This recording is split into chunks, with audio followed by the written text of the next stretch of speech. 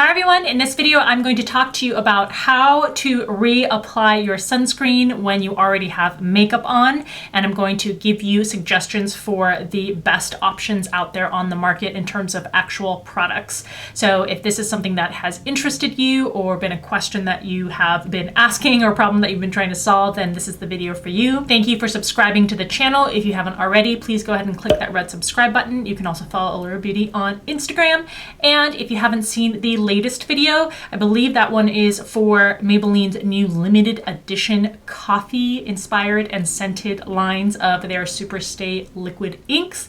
So I will link that in the upper right hand corner for you to check out if you haven't already seen that. I am wearing one of the shades in this video on my lips, and that is the shade 260 Hazelnut Hypnotizer. I'm also wearing some of the new NYX blushes. These are the Sweet Cheeks Soft Cheek Tints. That video I don't think will be up as of the time that this video is being published, but just stay tuned for it to see the swatches of all the shades and to see how they have applied. So I've received several comments from viewers, especially on my skincare related videos, as to how we're supposed to reapply our sunscreen if we've already applied our makeup, which is an understandable problem to find yourself in, because with sunscreen you are supposed to apply them every 2 to 3 hours. If you are just indoors with intermittent sun exposure through your windows in your house or at the office, then every 3 hours is probably okay. But if you are out and about, if you're driving in your car for long periods of time, if you're outdoors doing an activity, especially if you are exposed to water or sweating, you need to be applying that sunscreen anywhere from probably every hour to maybe every 90 minutes. Because even without activity, even if you're just sitting at a desk all day, the natural oils that your skin secretes, the natural sweat that your skin produces, and just, touching your face, normal wear and tear, if you can phrase it that way, will degrade the sunscreen components or the sun protecting components of the sunscreen. And just normal exposure to the elements, just being exposed to sunlight, that's going to degrade the sun protecting ingredients over time. So you are supposed to be reapplying your sunscreen to actually get the SPF and the protection that it is intended to give you. Of course, the problem with people who apply makeup is that you don't want to disturb the makeup that you have applied, and that poses a special predicament because most sunscreens in moisturizer form or in cream or lotion or even gel form have to be rubbed into the skin, and the motion of rubbing it into your skin disturbs the makeup that is underneath. So how do we both make sure that we can maintain whatever look we've created and maintain the sun protection that we want? And I'll be really honest, this is not an easy problem to solve. There are not really ideal great options out there. So I think until sun protection technology really evolves into something that's different from what it is now, and I don't know if this will ever be the case, but unless there's some sort of science that develops where once you apply it, it can last for hours on end at the same strength, even when you apply other stuff on top of it or even when you sweat.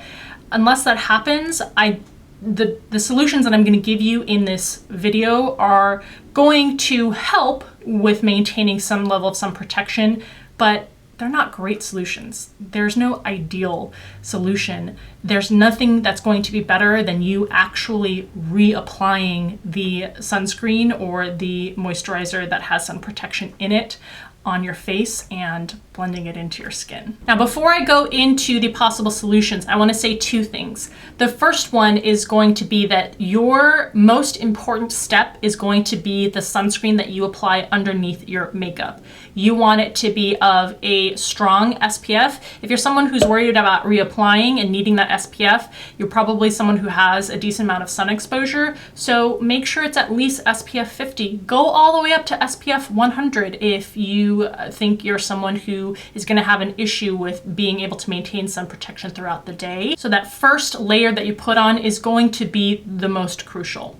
The second thing I want to make very clear is that With any of these solutions, for products that you're applying on top of makeup, you are not going to get the SPF listed on the product. So for example, if it is a product that says SPF 30, you have to realize that it is almost impossible for you to apply enough of that product on top of your makeup so that you would not disturb the look of the makeup underneath and also get that actual level of SPF.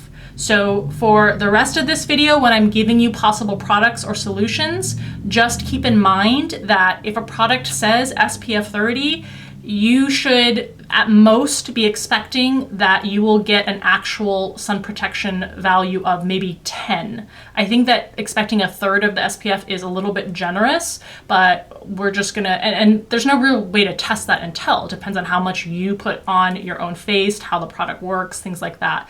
But just know that you're not going to be getting an actual SPF of 30 or 45 or 50 or whatever the label says. So reapply generously and reapply more frequently. So the products that can address this issue fall into two main categories.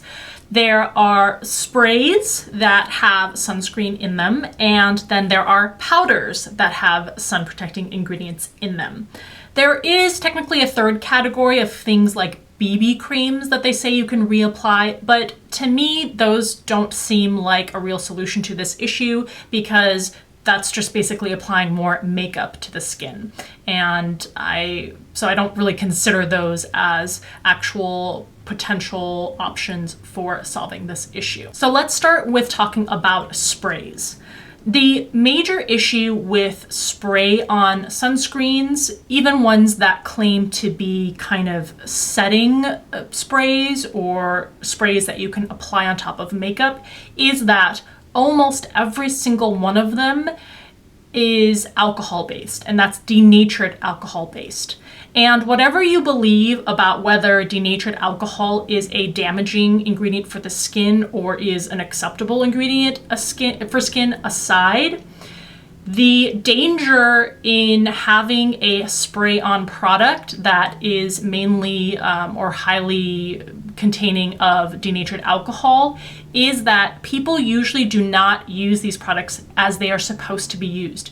You are not supposed to take a spray-on product, even though I know it seems like, well, it says it's a spray-on, so why wouldn't you spray it on the body or the face?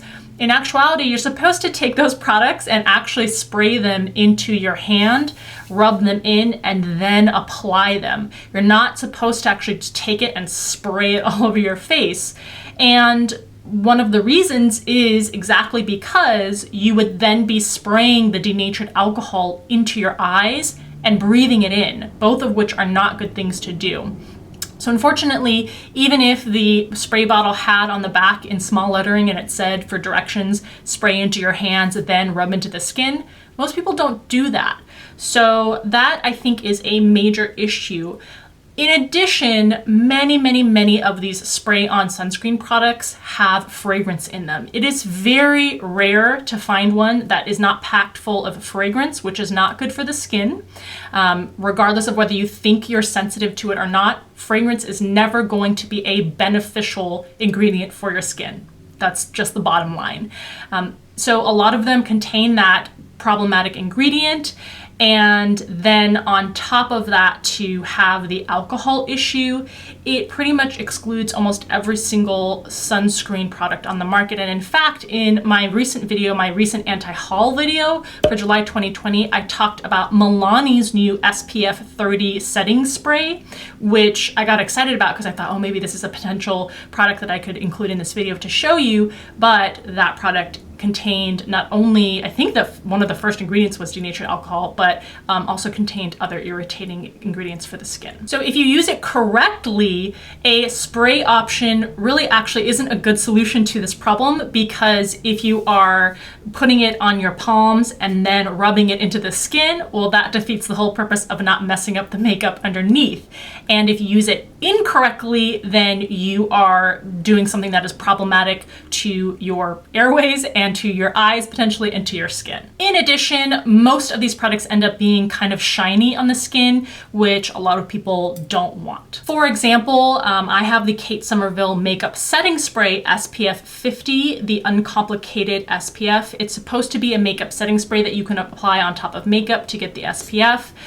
It is avobenzo based, so it's a chemical sunscreen, but the very first inactive ingredient is denatured alcohol. It also has lavender oil in it, exemplifying the issues that I have found in pretty much every makeup setting spray. It is also super greasy feeling and shiny. So this is an example of why I don't really like these options, or this option for reapplying your makeup, reapplying sunscreen over your makeup. Now, there is one option that I was able to find that seems to avoid all of these issues. It does not contain denatured alcohol. It doesn't contain any volatile, irritating, or fragrance-based ingredients in it. Now, I cannot speak to whether it looks shiny or oily on the skin because it's not a product that I actually have and I haven't been able to test it. But if you are someone who wants to explore the world of spray setting makeup sunscreen type of products, this is the one that I would encourage you to select and test out over pretty much every other one that I could find on the market. And that is Elta MD's UV spray, which has an SPF of 46. For 4 fluid ounces, it costs you $29.50, so it's pretty reasonably priced, definitely less expensive than the Kate Somerville one. The ingredients are very simple. It is zinc oxide based. It doesn't have those bad ingredients that I just mentioned, and the reviews for it seem to be pretty positive. It looks like it's not something that leaves a huge white cast on the skin, and it seems from the reviews to be fairly lightweight and suitable for even people with oily or combination skin. So if you really want that category of solutions, then this is pretty much the only product that I could say I would suggest testing out or recommend. The category of products I'm a much bigger fan of are setting powders. Now, these inevitably also are zinc oxide or titanium oxide based. So the major drawback of these is that because they are mineral-based sunscreens, they have a potential, and in reality many of them do, leave a kind of white cast on the skin. So that's something that you have to be aware of. And there are actually a lot of options for you on the market now. It seems to be becoming more prevalent. For example, a couple of ones that I haven't personally tested, but I see on the market. The first is from Supergoop, their Invisible Setting Powder, SPF 45, $30 for 0.15 ounces. This one doesn't seem to have great reviews, so I would just be aware of that. But Derma E also has a much more affordable solution. It is their Sun Protection Mineral Powder with SPF 30, and it retails for around $22 on Amazon. It's down to $20, and it seems to have pretty good reviews. Now, there are 3 powder products that I have actually tested and that I would recommend for the purpose of reapplying sunscreen on top of your makeup. There is a 4th one actually, but it is discontinued. I do want to mention it just in case you're somehow able to come across it or find it, and that is by e.l.f. They used to make a SPF 45 sunscreen in a powder form, and I happen to have 1 or 2 of these still left and that I still use, but unfortunately they stopped making it. This is titanium and zinc oxide based, so if this is something that you find around, I would definitely say it's worth picking up. You get 0.35 ounces. I don't know how much it is now at this point, but it's e.l.f., so it's not going to be expensive, and you get a good amount of product in here. It's in the shade Sheer, but I will warn you that it does leave kind of a tint on the skin. The more you apply, the more of a tint it will leave. For me, it turns my skin a little bit peachy. Obviously, if you already have peach tone skin, that may not be a problem, but otherwise it can leave a little bit of a color tint to the skin. But the other 3 powder products that are readily available on the market, I'm going to start with Tarte, and this is their C Set and Protect Mineral Powder Sunscreen. This has an SPF of 30, so just keep that in mind. You're not going to get a whole ton of SPF out of this product. And just so you know, the other version of this that comes in the kind of magenta-y tube, that's sold on their website is the exact same thing. It just comes in a different colored packaging, but the ingredients are the same. So in this tube, you get 0.28 ounces and the product cost $28. It has a snap off cap, and this one actually has a push button on the bottom so that you press it and it dispenses the powder into the brush, which is here. You need to push down this plastic part to reveal all of the bristles, and you'll be able to tell once you have some of the powder product in the bristles because you can see the tint there. So you basically press this a couple times to dispense the product, and I'll apply it on top of my makeup here to this part of the face. I'm gonna try to apply all of these for you so that you can see them kind of in action. Now, the downside to these is that it's kind of hard to tell if you're putting on enough product, if you're dispensing enough of this, and once again, you're not gonna get SPF 30 out of this. There's just no way. But, you know, try to be as generous as possible. And you can see this actually has kind of like a nice mattifying, temporary mattifying effect. And I don't see too much discoloration with this product either. Okay, so I've applied that just to like this portion of the face. Now this does have a slight fragrance to it, and they have actually added vanilla to this. Normally a fragrance would be a huge no-no, but the vanilla kind of extract and that plant extract actually has some skin soothing properties. So I don't have any problems with the ingredients as a whole, including that one ingredient or those couple otherwise you would think of fragrant ingredients in this product. The next product is by Color Science, and I kind of sneak peeked this for you in July's What's New in Beauty video, and I am so glad that they reached out to me to send this product. I think by the time this video goes up, this product has launched, so it is available on Color Science's website. Color Science makes fantastic UV protecting products, and the original version of this is probably what you're more familiar with, but this new version is the Total Protection Sheer Matte Sunscreen Brush. So this is the sheer version basically of their other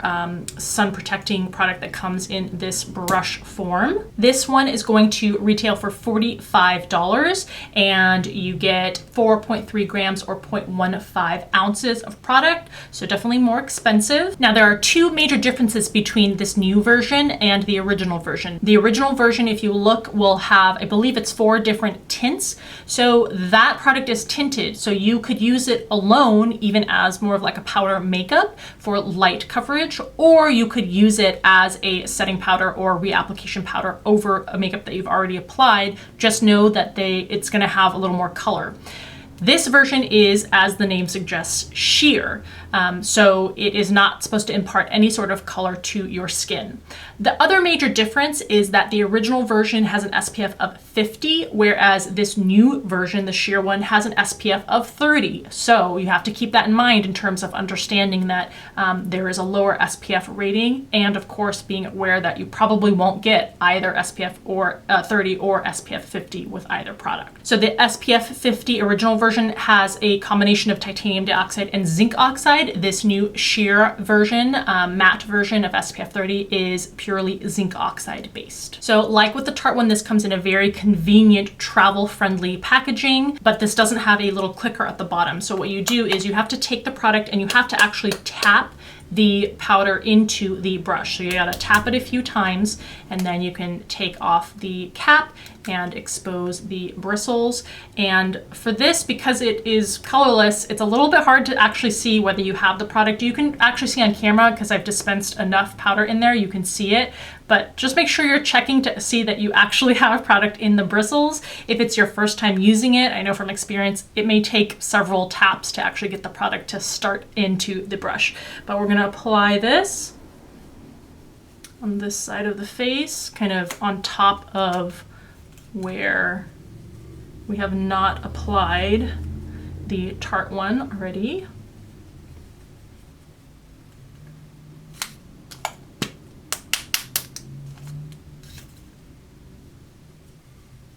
Okay, you can also see that it doesn't seem to impart any color or change the color of the makeup I've already applied, and it has a nice mattifying effect also. Oh, do you see that? You see that streak of powder there? You know it's coming out of the brush there. And if you see any sort of flakies on my skin, I did a chemical peel about a week ago, so that's why I have some peeling. Okay. So now I've had this side of the face using those two different powder products. This side is just with my normal setting powder that I used over my makeup several hours ago. And the third product that I would suggest checking out, I received from Yes Style. I specifically requested it to be able to test it out for the purpose of finding a solution to this issue. This is the Sun Kill Natural 100 Mineral setting powder or sunscreen powder. It has an SPF of 46 and PA+++. So of all of these, this has the strongest sun protection, and the company itself may be Katrin Naturals, but the product is called the Sun Kill Natural 100 Mineral. Now for this one, you get 12 grams of product and it retails for $11.96 on Yes Style's site. So definitely the most affordable of all of these options. The packaging, you have a mirror on top. This top part comes out and it has a puff. You see this a lot with Korean beauty. And if you were to open up this bottom part, there is your powder, and it's supposed to dispense into the puff directly. Now, I don't prefer to use it that way.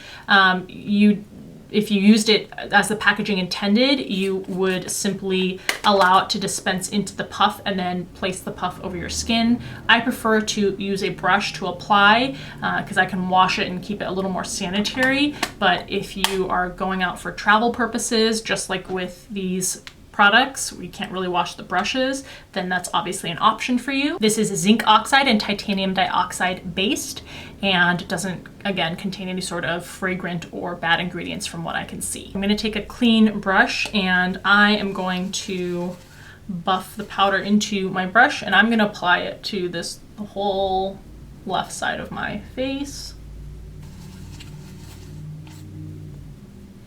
Again, hopefully you can see that there is a mattifying effect.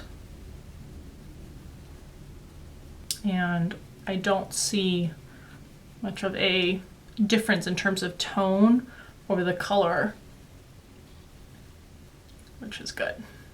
Okay, so now there is my whole face set with some form of one of these powder SPF products. Hopefully you can tell compared to the beginning of the video that my face isn't too drastically different in terms of the makeup. I do feel like the vibrancy of my blush has dulled a little bit. I think that's inevitable with any sort of additional product and kind of friction that you're placing on top with a brush, for example. But for the most part, I feel like the makeup isn't too drastically changed. So the overall takeaway, I think, is that there's no great solution to this problem. It's just a matter of doing the best you can. And in the category of doing the best you can, I think that these are three great options that are on the market at different SPF ranges, different price points, and kind of different form factors. If you have any other suggestions for products that would help address this problem that do not contain irritating ingredients or bad ingredients, don't contain alcohol, don't contain fragrance, then please feel free to list them in the comments section below. And I hope that you like this video. If it was helpful and interesting to you, please give it a thumbs up. As always, thank you so much for taking the time to watch, and I'll see you in my next video.